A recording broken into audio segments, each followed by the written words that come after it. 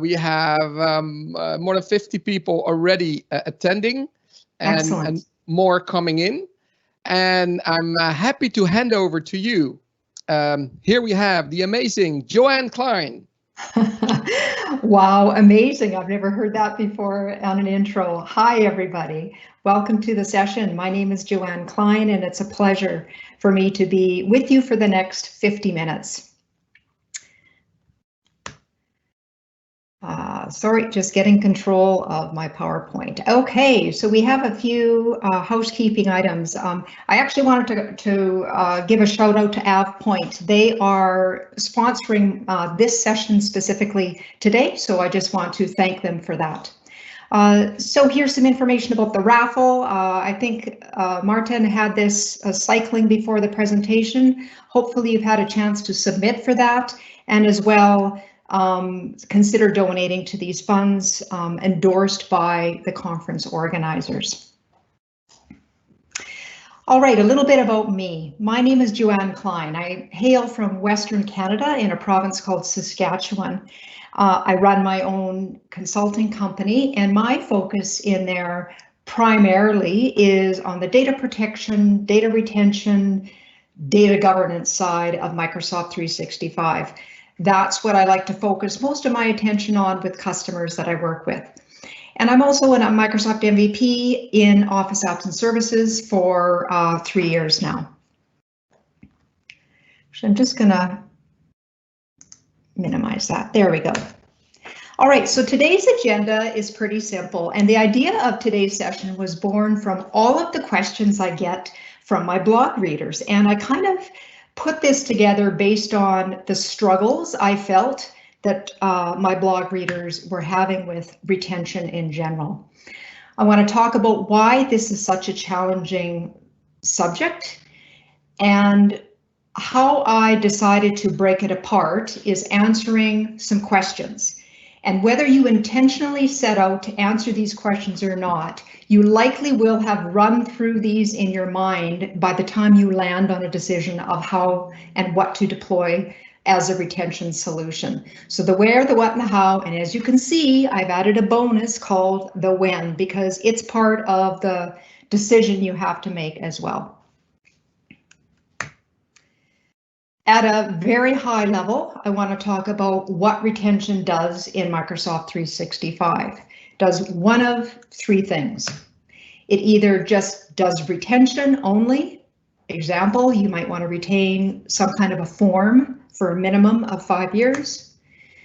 It can do a retain and a delete action. So maybe you need to ensure you retain customer information, but it must be deleted 10 years after some event happens.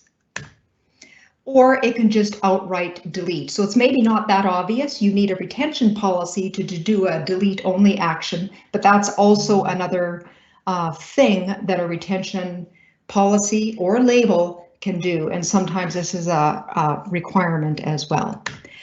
All of these things are what's called built-in compliance. And what I mean by that is we aren't moving the content that we want to apply retention to off into another different non-Microsoft 365 repository. It's staying within our tenant. I'm going to give you some options on the where question on where you might want to put that.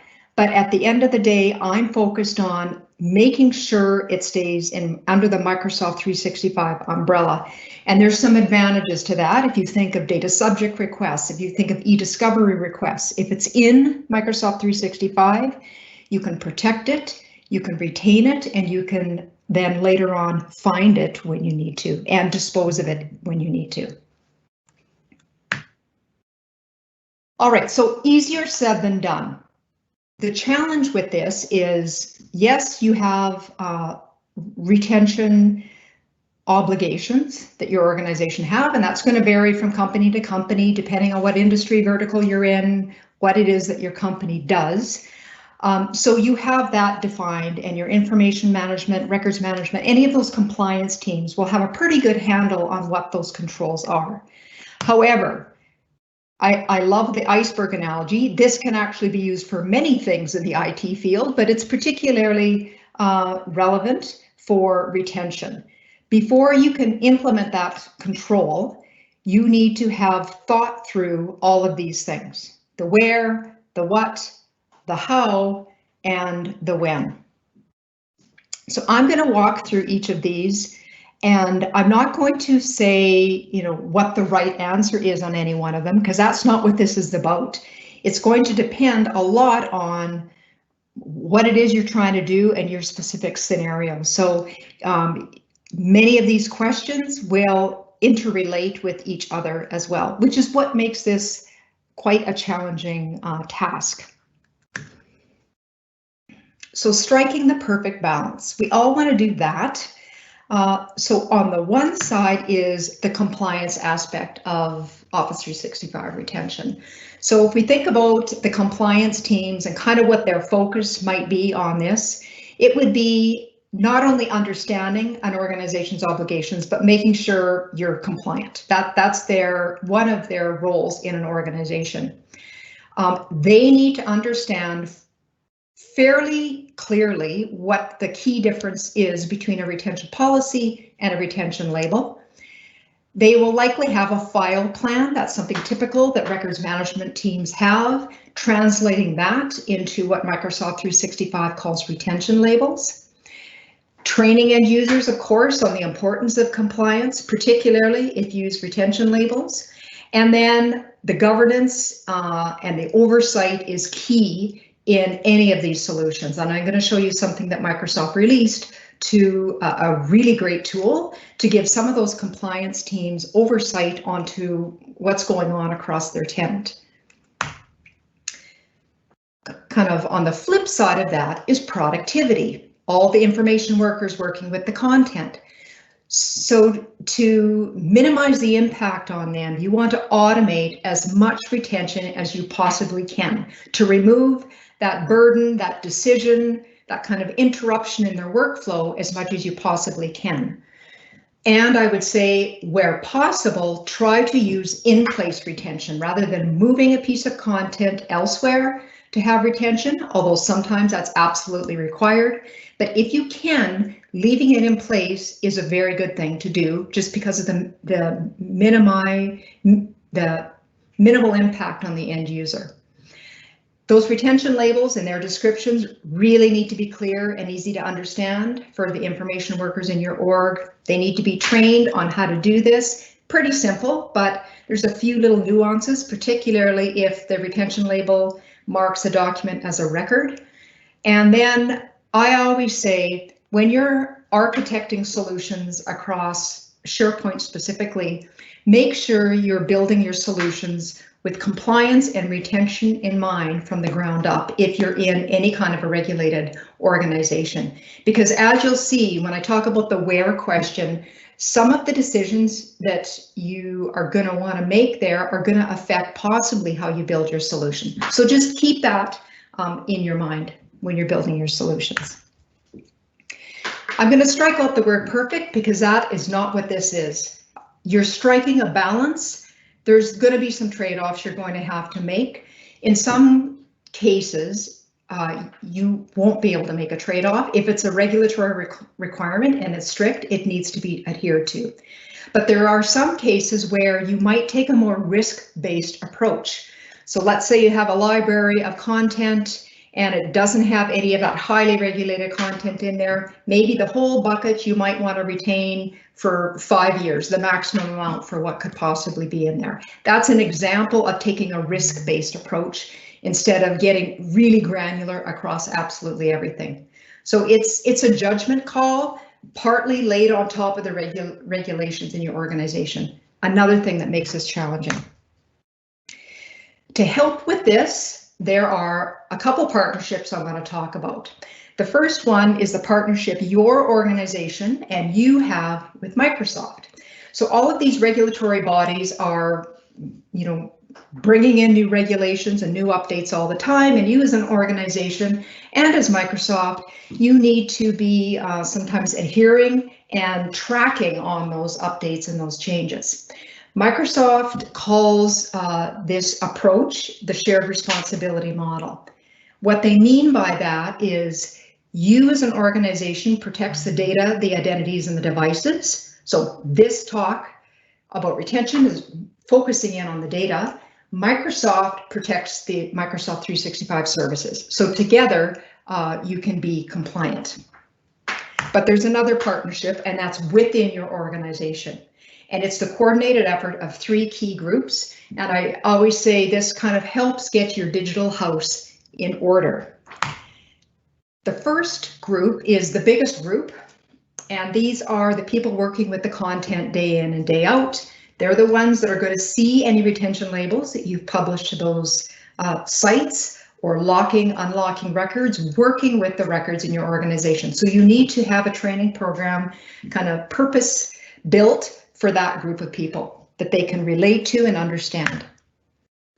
Then IT teams. These are the teams that will usually toggle the switches in the back end in the Security and Compliance Center to configure all of these tools and features and work with the compliance teams. So legal risk compliance, it's not just those teams, but it's any team in your organization that works kind of in that space. Information managers, records managers, risk officers, they all would be in here. And by and large, this team understands an organization's or the value of a piece of data past its business use. So maybe there is a legal obligation or some kind of a regulatory obligation, or if you deal with payment cards, you have contractual obligations there. So that group of teams in your organization are keenly aware of these regulations that surpasses just the business value of a piece of content. So it can be really challenging for these teams to translate their world and their requirements into how this is implemented across Microsoft 365. So to help, I believe a focus on these 4 questions kind of can at least compartmentalize the thought process as you're working through these and help you make a decision on how to move forward. So that's how I've organized today's presentation. So let's talk about the where. So where are you going to retain it? Well, you could retain it in a completely separate archive site different from the site that you're collaborating in. In the classic SharePoint world, there used to be something called a record center. Now there's no modern day equivalent to that. You could certainly provision a modern SharePoint site and store your records in there. You could call that your record center, but there is no proper record center template today. But you can accomplish the same things with a modern site and some of these capabilities, to be clear. You could keep your content within the same collaboration site, but just move it off into a separate archive document library in that same site.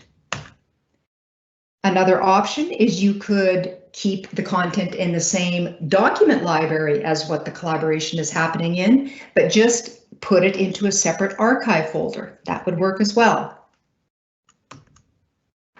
Or you could leave it right where it's at, and end users would be kind of less impacted if you did that.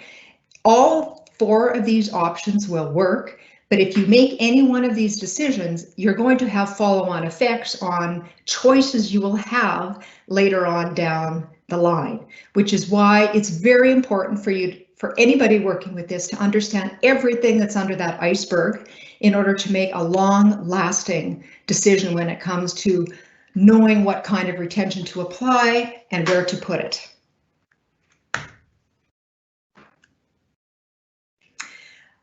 All right, so just going to quickly walk through a few pros and cons. Now, this is not an exhaustive list, and this is not to say you couldn't get around some of these things, but by default, this is how these work, and kind of some things to eliminate some options kind of right off the hop. So if you require different permissions for content once it's under retention, this model would work perfectly. You'd assign different permissions to this archive site, and only those people that have access to it would be able to go there.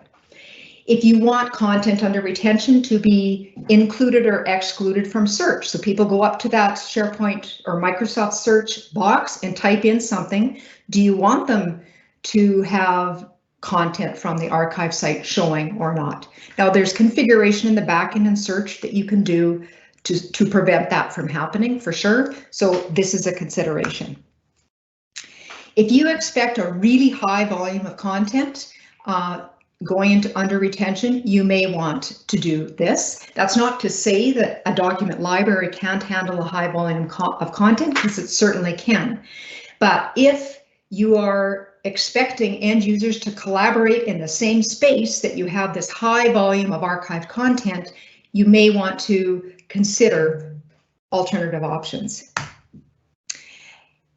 Maybe you like the architecture of having a central records repository. Lots of records managers like that, to have kind of a separate place, or you could have multiple. You could have an HR archive and a finance archive, etc. That's another reason you may want to do this. Okay, so separate archive library on the same collaboration site. Maybe for reasons you want to keep everything on the same site. You could change permissions for the archive document library if you wanted people to just have read to the archive library, but they could have full edit on the regular collaboration library. If you wanted to treat search such that when you search that library, it returned everything under that archive library, permissions permitting, that is. If you want to restrict who can move a document to the archive library, you might have some admins on the team, and they're the only ones that have edit access to the archive library. Therefore, they're the only ones that can move documents into it. So this goes part into the process you have behind the scenes as well. Maybe you have it fully automated, but maybe you don't.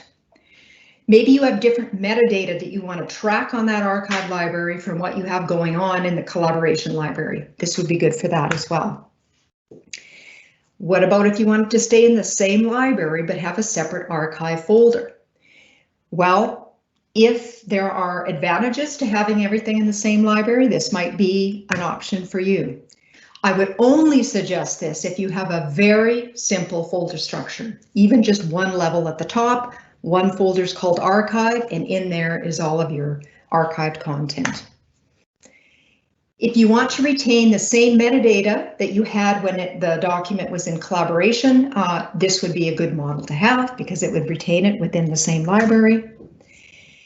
You could still restrict permissions, of course, at that folder level, so only certain people could have edit access within there or view access if you wanted.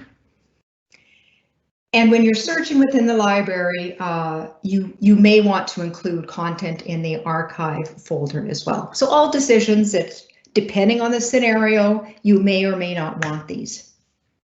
In place, you do not want to move this document anywhere. You want it kept in the same place, in the same library, exactly where it is.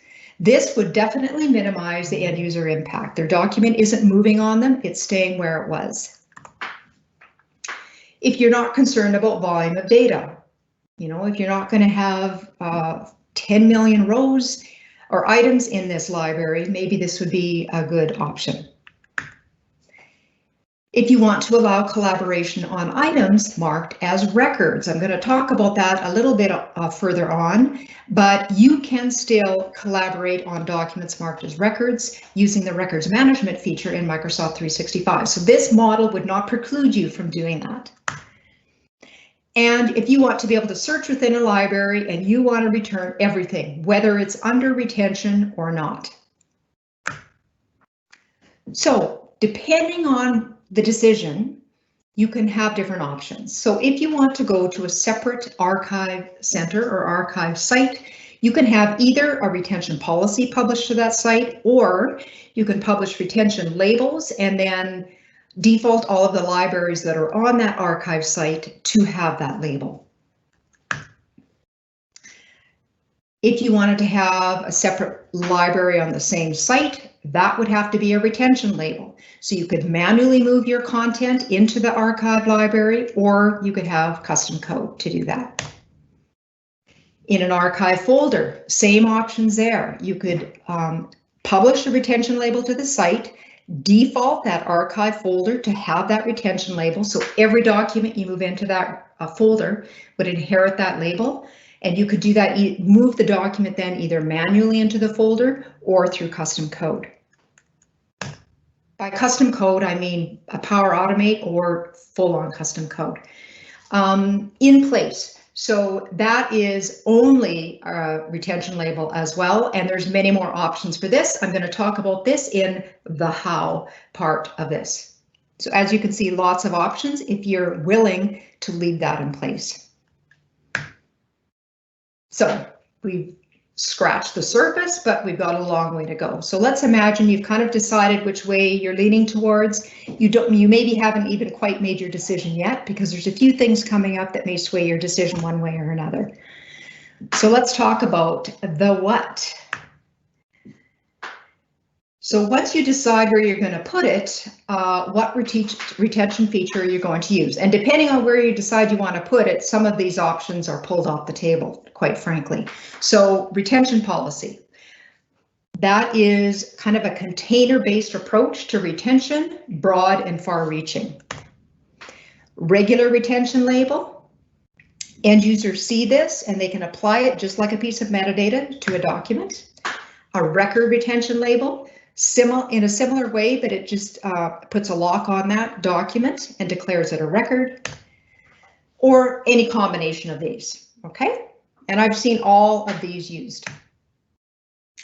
So if you want to use a retention policy, the biggest thing to know about this is it's really a broad retention or deletion model. You might want to use this if you want to apply retention, but you don't want end users to really know that their content is under retention while they're collaborating, or at least you don't want them to be impeded by it in any way, shape, or form. It's just going on in the background. This option does not allow you to have a disposition review. Disposition review is when documents are marked for deletion. They aren't automatically deleted. They go through a review process. That's in another section of the Compliance Center, and people can be assigned to review those pending dispositions and either approve them or extend them or apply another label, etc. So this is not an option if you go down the retention policy route. Lots of regulated organizations require a disposition review.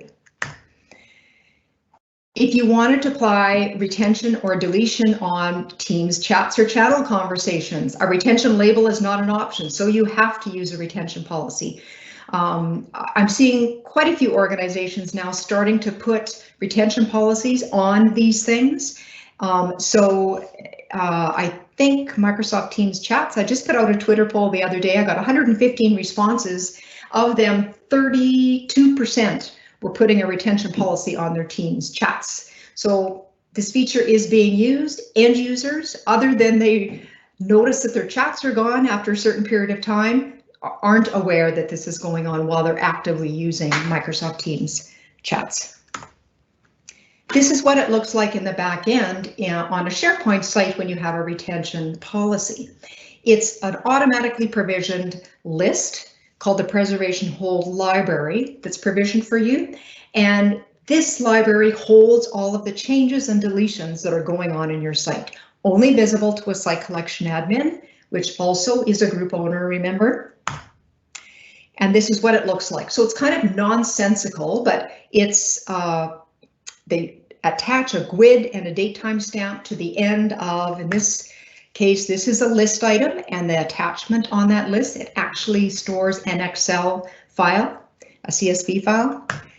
Modern Pages, that's considered a library. So a retention policy covers all lists and libraries on the site, so they're even tracked, and regular documents are tracked as well. Okay, this is Preservation Hold Library is discoverable by e-discovery, by content search in the Compliance Center, so it has insight into this as well. All right, so let's move on to a regular retention label. So if you have more targeted retention, Remember I talked about that file plan that is a little bit more granular than what you're going to get at a retention policy. You would want to use a retention label. So if it's okay that an end user sees this in the SharePoint UI, you want them to see it, you've trained them on what these labels are, this would be a good choice. If you require disposition review, this thing can do it for you with the right licensing, of course. I'll cover that at the end. However, if it's a regular retention label, it needs to be okay if an end user sets, changes, or removes that. And training is key in this. I mentioned it before, but have a really good training, probably on your governance site, a couple of pages to explain to them why retention is important and what the labels are. Here's an example from shreddit.com of a file plan. This is probably pretty typical of what you would see, and there's a lot in here. So you have an information management team would have to decide, of all of these things, do we want to group some of them? How are we going to present these to the end users? And then they have to translate this file plan into retention labels in the Compliance Center. A regular retention label is visible in the SharePoint UI. If you select a document, you will see it shows up really just like a piece of metadata. Any retention label you've published to this site, you will see in that dropdown. You can't hide any of them. And you can select it, and you can even show it as a piece of metadata, as you can see on that view, what the retention label was and the date that it was applied. You cannot make a retention label required, by the way. You can default a library to it, but you can't make it required. All right, so the next one is a slight variation of that. It's a retention label that's a record. So in that file plan we talked about, you likely will have some of those that you want to declare as records, maybe, policies in your organization. It's okay. This might be an appropriate choice. If it's okay if a site collection administrator can remove a record retention label and others can't. So members cannot. However, owners, aka site collection admins, can. The key thing about a record retention label is when it's applied to a document, changes both to metadata and to the content of the document. Changes can continue to be made to the document by unlocking and then subsequently relocking that same document. So this is in place retention. And if you want to prevent documents from being deleted, unless of course a group owner removes that label, this would be a very good option, because a member would not be able to delete a document that had this type of a retention label on it. So clearly your owners will need to be trained. If they have a record retention label in their site, they'll need to be trained on what that means and proper handling for that. And if you require disposition review, this will work with that as well. So here's the same example, but this time I'm going to select a record retention label from my published labels. So permanent is my label, and as you can see, it puts a little lock icon beside the document name. So that's visually how you can tell, but there's and it adds a record status column automatically to this document. So it's locked. If you want to update it, you have to unlock it. Okay, members can do that because they're the ones collaborating in here.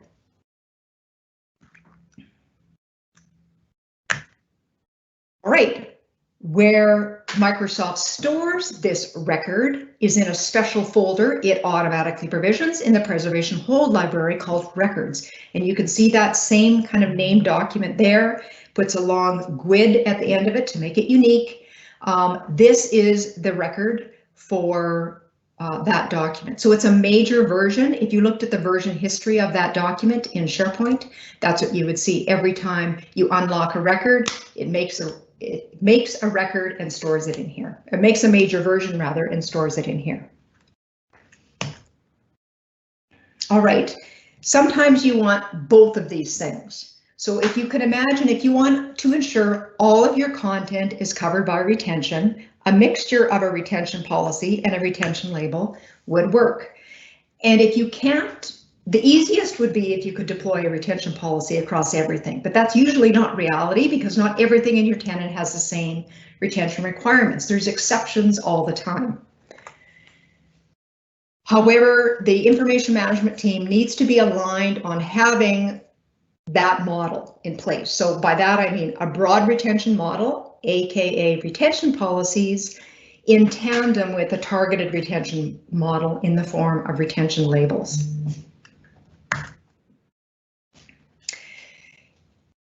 However, you really need to understand the hierarchy principles of retention if you want to do this. And this is what this is. It's a tie-breaking flow, which means you start at the left-hand side and you compare all of the different retentions that are on any one piece of content at any point in time.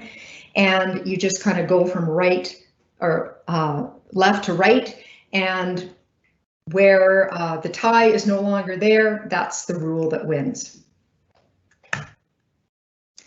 So where can you use retention policies and retention labels across Microsoft 365? It's a little bit different, and I've kind of demonstrated that on the where. So all of those locations on the retention policy side, not so many on the retention label side. Of course, key differentiator is the chats and channel conversations. One thing I want to point out here, this model of retention, this kind of unified model, is a departure from kind of the legacy way of doing retention. It used to be you did retention separately in Exchange, from SharePoint, from OneDrive. As you can see now, it's one policy definition, one label applied to all of those workloads. So manage in one place and apply consistently across all of those workloads, which I think is a really good model. Right, so we're working our way up. We've done the where and the what. Next one is the how. So depending on what it is that you're going to use, you have different options of doing it. So if you've decided you want to do a retention policy, there's 5 ways to do this. You can apply a retention policy to absolutely everything, all the workloads across your whole environment, number 1. Or you can decide, and I often see this, we want to apply a retention policy to all of our Exchange mailboxes only. So you can get specific on the workload that you want to target.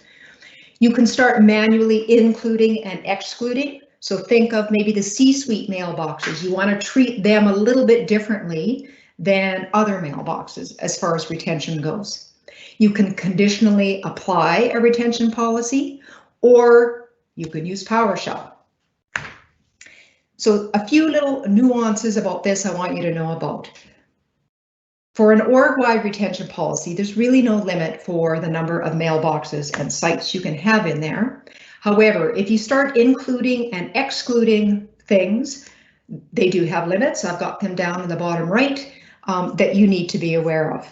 You need to particularly be aware of those limits if you are building this into some kind of an automated auto provisioning solution, because you don't want to bump into those limits. Teams requires a separate retention policy. Teams doesn't yet anyway support advanced retention. And this is a big one. I get lots of questions about this on my blog. Storage consumed by that hidden preservation hold library definitely goes toward your site's storage quota, so be keenly aware of what that is at. You can automate this through PowerShell, which would be a great idea in a site provisioning solution. On the retention label side, we've got more options. I'm going to quickly go through these. You have seen number 1 already. I showed it a few videos ago. It's just like updating a piece of metadata, completely reliant on the end user in doing that. So not ideal, but certainly doable. Option number 2 is defaulting a document library. So you're going to see this setting in the back of in library settings rather. Any retention label that has been published to this site, you're going to see in a drop down, and you can pick one of them to apply as a default and even apply it to existing items in the library. Option 3, great use case for this one is fiscal month folders in a finance library. Finance teams work a lot in this model, so they work in fiscal months. So if at the end of the fiscal month, maybe the manager had kind of approved all of those financial reports and wanted to mark April as done and start retention. So you could do that by setting the retention label at the folder level. It has to have previously been published to this site. So once it's published, or sorry, set at the folder level, any documents within will automatically inherit that label. It may take a few seconds to get it. It's not instantaneous, but it will be there. And conversely, if you made a mistake and you wanted to remove it off of the folder, it would be removed out of here as well. Options 4 through 7 are auto apply. This is available through advanced licensing, but this is really where retention shines in Microsoft 365 and starts to get really intelligent. So you can do this based on either built-in or custom sensitive information types. There's about 100-ish built-in ones, but you can do your own custom ones. Think customer number, contract number, or you can tap into some of your information architecture in your environments and use keywords, content types, or metadata, which is a really scalable way of smartly applying retention at scale across your environment. So I'm going to show an example of applying retention based on a content type. So if you imagine we had a project document content type consistent across a bunch of project sites. So I imagine this being kind of part of a project provisioning solution you might have in your organization where you're controlling the name of the content type. Then you configure your retention label with whatever your retention requirements are, and then you're going to auto apply it. Before I start this, the reason I've recorded these demos is, as you can imagine, retention does not spin on, turn on a dime rather.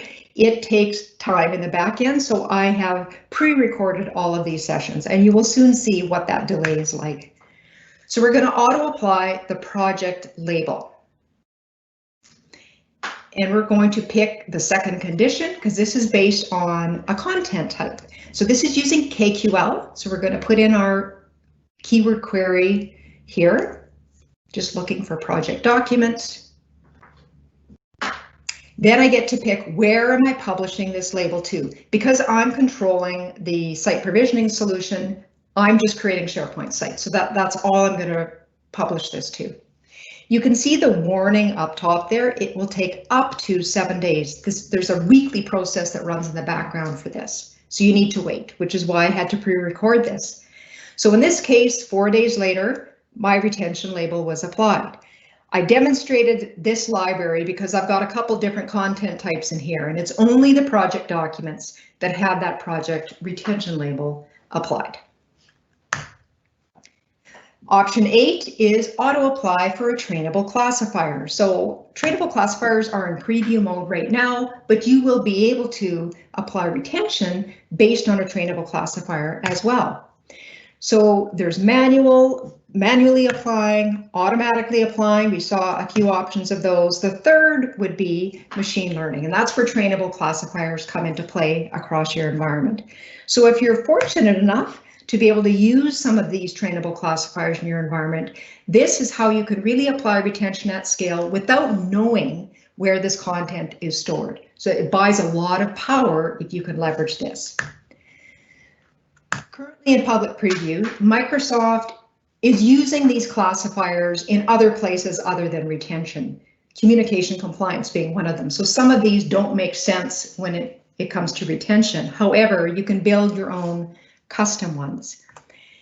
And the ones I think of that I could definitely see retention being kind of hooked into is some examples on the sides there. Identifying what a financial agreement might look like with your customers as a trainable classifier, and then snapping that into a retention label.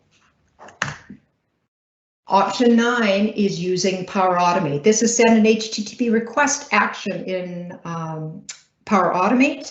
And you can use the set compliance tag method and the options down at the bottom. In this case, budgets is my retention label, and then I've got the options depending on if it's a record label or not.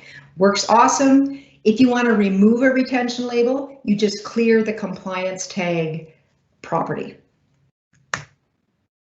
And of course, you can do pretty much anything you want with custom code or PowerShell. So any HTTP client can make that same REST API call. SharePoint PnP PowerShell has two awesome methods. The first, set PnP label, does that default at the library level. Set PnP list item does it at a granular item level. Definitely, I could see this being part of an auto provisioning solution. And same with the SharePoint client-side object model at the end. I've not tried that one, but those are also methods to do the same library and list item pieces. I always get asked about licensing, so I'm just going to quickly show these two slides. This is for retention policies. This is for retention labels. I want to sit on this one for a little bit. Number 2 and number 3. This is confirmed by Microsoft, and I just want to point out that they are definitely an advanced compliance feature, even though it feels like you're just defaulting things in a library or defaulting things in a folder. Microsoft does consider that an advanced feature. So I've said my piece. That is probably a question I get at least 5 times a week. So I just want to make sure everybody sees that on there. All right, so we've done where, what, how. Let's move on to the when. This is a bonus part. I wanted to touch this one because sometimes it's not so obvious the options that are available to you. One of the options, both for retention policy and retention label, is the date the document was created. To be honest, I don't see this one used that often. However, it is an option. You can also do it the date the document was last modified. Quite a bit more flexible, you can do the date the document was labeled. So if you control when that label goes on, that's when the ticker, if you will, starts for the retention. And when an event occurs, this one is very common. An event, by that I mean a contract ended, an employee leaves, a project might finish. Maybe you want things to start retention at that time. Now, with some custom logic and code, you could certainly treat that third option kind of as event-based a little bit if you're controlling when the label goes on there based on some external event. So you could certainly do that. So option 4 is more true event-based retention as defined using the Microsoft event mechanism on their Compliance Center. So that event-based retention can be done a couple of ways.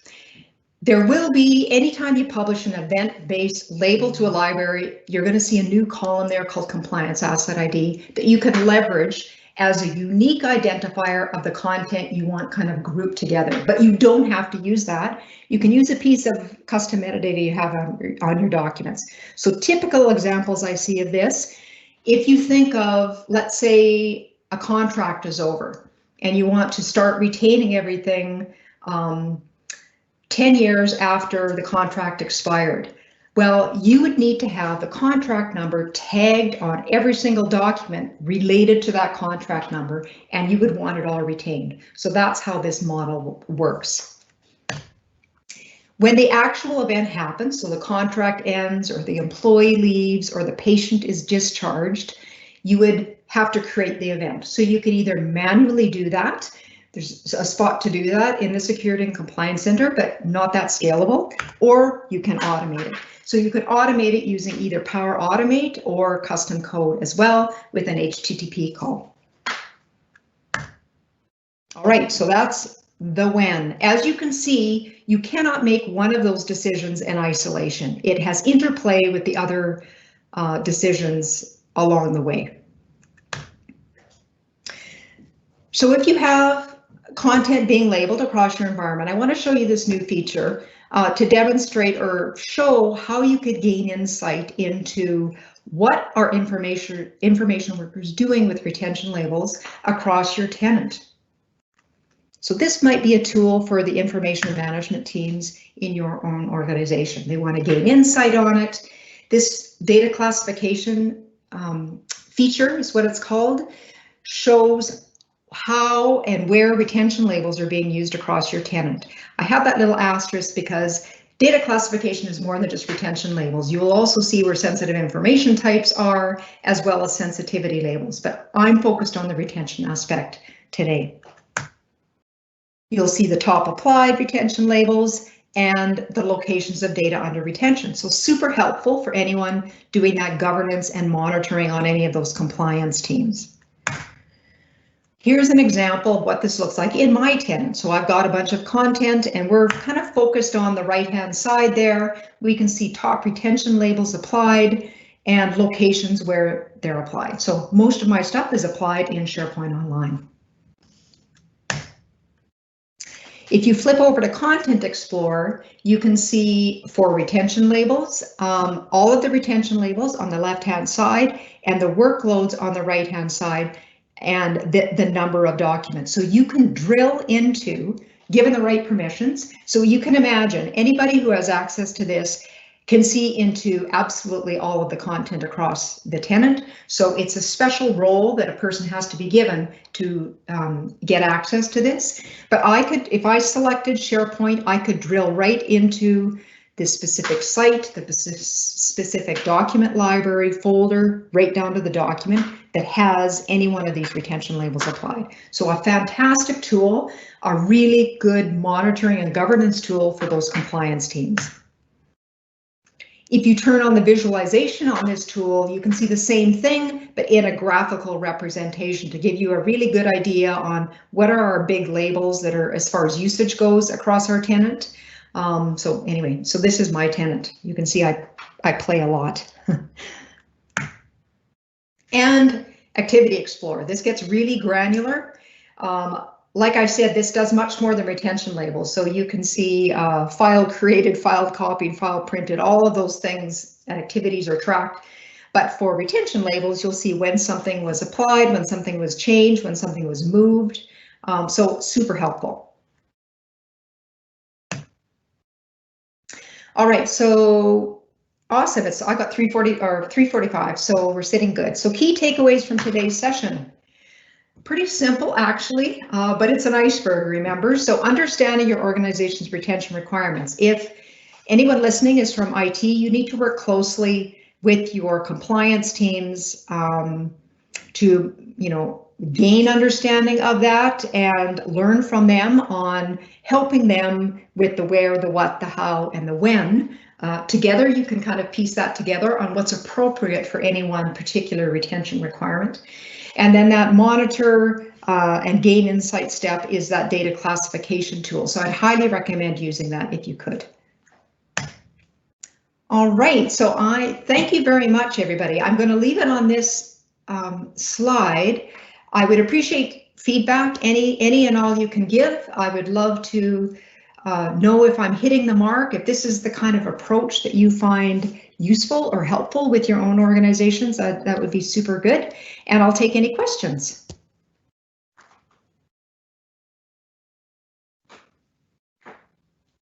We have one question so far.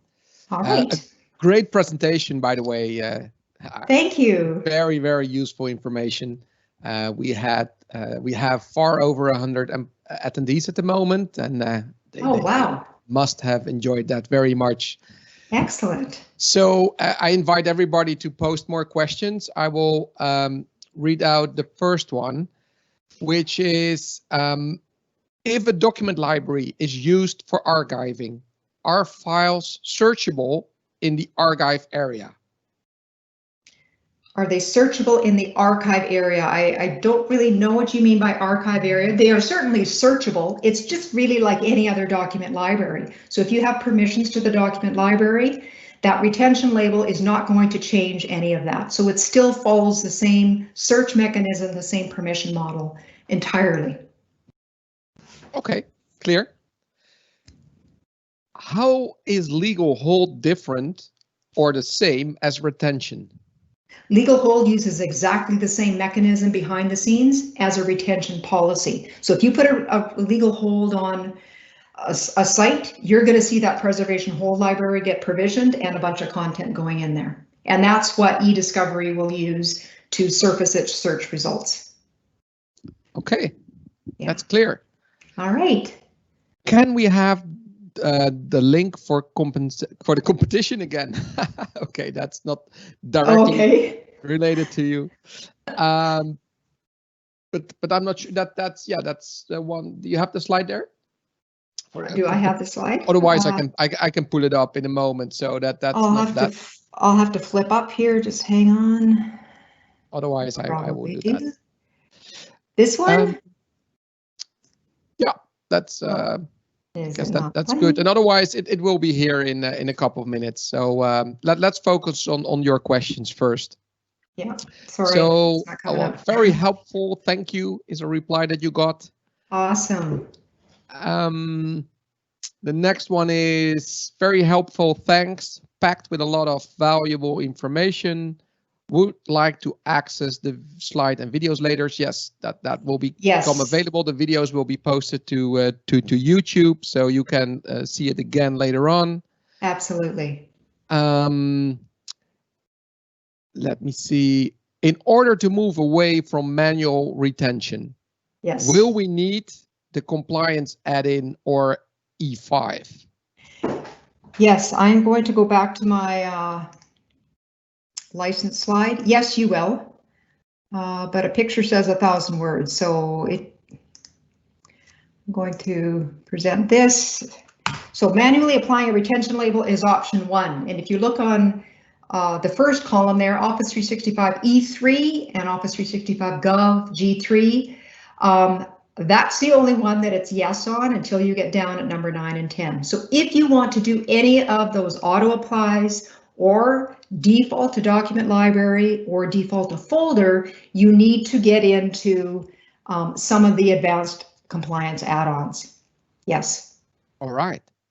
Another one. If you apply auto retention, there are no options to change your label.